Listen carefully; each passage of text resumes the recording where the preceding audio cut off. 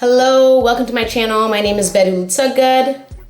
And for those of you who are new here, I was previously an engineering project manager at Apple, and then I was a technical program manager at Microsoft. And I would like to say that I am an experienced conference attendee. I've been to NSBE multiple years. I was on the regional board and the national board to help plan NSBE. I've been to Grace Hopper, which is a really big women in tech conference. I've been to South by Southwest, and now I've attended Afrotech. Attending all of these conferences really gives me perspective on the quality of a conference and who the conference is appropriate for to attend. So today I'm going to talk about everything I learned at Afrotech while I get ready. So let's get started and get into it. Part 1, was it worth it? Everyone wants to know if Afrotech was worth it. Absolutely. Afrotech 2024 was held in Houston, Texas this year, and it brought together thousands of tech professionals, entrepreneurs, and creatives from across the globe. The energy was unmatched. There were panels, workshops, and networking events happening every minute. For me, as someone who's considered to be mid-career, I can only speak from my experience and the level of my career I'm at, while also pursuing my creative endeavors as an influencer. I can genuinely say I came to the conference and got what I wanted from it. What you put into this is what you will get out of it. If you're coming to Afrotech to look for a job, you can make it about that. If you're coming to Afrotech to look for an investor as a founder, you can make it about that. If you want to come to Afrotech looking for a boo, you can also make it about that. Conferences can be overstimulating. If you plan on attending, make a detailed itinerary to stay organized and manage your time wisely. Part 2, recruiting. Who was hiring? The Expo Hall had 138 exhibitors from all different departments like engineering, marketing, sales, operations, and more. Considering the tech job market, I was super impressed by the number of companies that came to the conference looking to fill headcount. My advice with approaching companies at the Expo Hall when introducing yourself is to be clear with exactly what you want to do there and who you would like to speak with at the booth. This helps the people at the booth point you in the right direction. The people at these booths are coming from different organizations and cities across their company.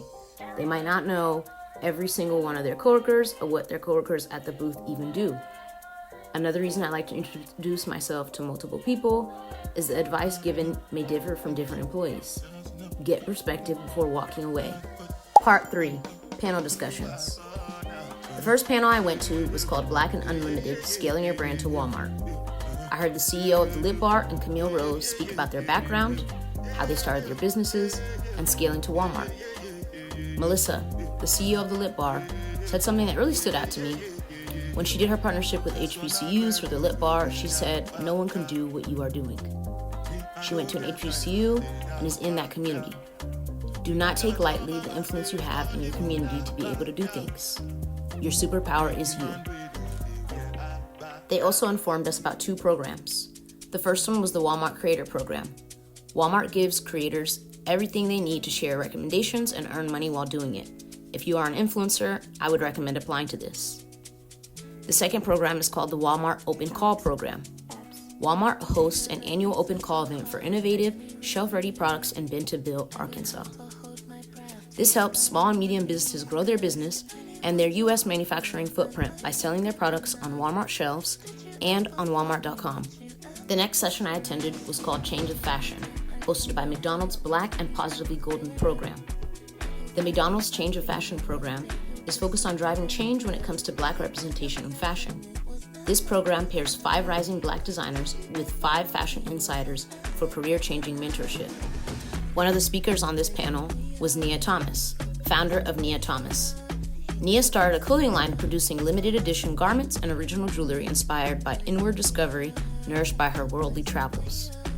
I wanted to know how she decided on what retailer to go with to place her brand. Nia's criteria was based off of wholesaling. They were able to give her a deposit before making any items to help with not having too much leftover inventory, marketing, and she wanted to see people in real life wear her stuff immediately. The other speaker was Hart Roberts, founder of Hart Rob. Hart's passion for denim and leather knows no bounds, particularly in the art of manipulation and distressing. Enter the realm of Heartthrob, where sustainability intertwines seamlessly with high fashion, forging a path toward a more conscious and stylish future. Part 4, networking and community. Another huge highlight was the people I met. Afrotech is all about community, and I connected with so many like-minded individuals. From aspiring entrepreneurs to seasoned tech professionals, everyone was there sharing helpful knowledge. I was invited to the Apple event at the JW Marriott. I got invited by a recruiter I met attending the National Society of Black Engineers Convention earlier this past March. This intimate space was different from having a booth at the career fair. I felt like I was not rushed and really had time to speak with several people from the company and connect with other candidates interested in working at Apple. They provided light bites. This power box was my fave. A healthy snack is much appreciated when you're at a conference and on go mode. As someone who previously worked at Apple, this unique experience allowed me to get a better understanding of what organization I could see myself coming back to at Apple and finding a role that has an intersection of my technical PM and creative background. And right after that, I met Colin Kaepernick. Colin Kaepernick is a civil rights activist and former NFL quarterback. He was a speaker at Afrotech to talk about his app, Lumi AI. What is Lumi AI? Lumi AI is a groundbreaking platform that empowers creators by providing them with the tools needed to independently create, publish, and merchandise their stories both digitally and physically. Go sign up and join the waitlist today. I will leave this link in the description of this video. And then I went to the Engine Mixer. The Engine is a media company that produces in-house entertainment media while offering services for event coverage, commercials, campaigning, podcasting, creative content production, and more. The Engine employs the cultural appreciation of music, arts, food, fashion, lifestyle, and more to build community and help bring your ideas to life.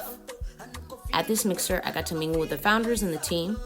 I also got to catch up with a lot of my friends from college while enjoying light bites and listening to sounds by DJ Ade, EJ the DJ, and Above Average. Part 5, Key Takeaways.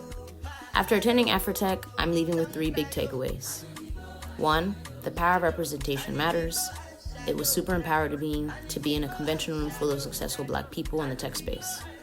2, innovation is everywhere, and we have a huge role to play in building the future we want to live in. 3, community is everything. It's not just about individual success, but lifting each other up. It ain't no fun if the homies can't have none. If you're thinking about attending Afrotech in the future, I 100% recommend it. That's it for my Afrotech 2024 recap. I hope this inspired you to check out Afrotech or get more involved in the tech space. I will link everything I mentioned in the description of this video. Let me know in the comments, what part of Afrotech would you want to experience, or what's one thing you're doing to grow in tech. And now we've made it to the very end. Thank you for those of you that watched this all the way through. I hope you found it really helpful and would like for me to continue making videos like this. If you found this video helpful, please like the video, leave a comment if you have any questions, and make sure you subscribe to my channel for future videos. See you guys at Afrotech next year.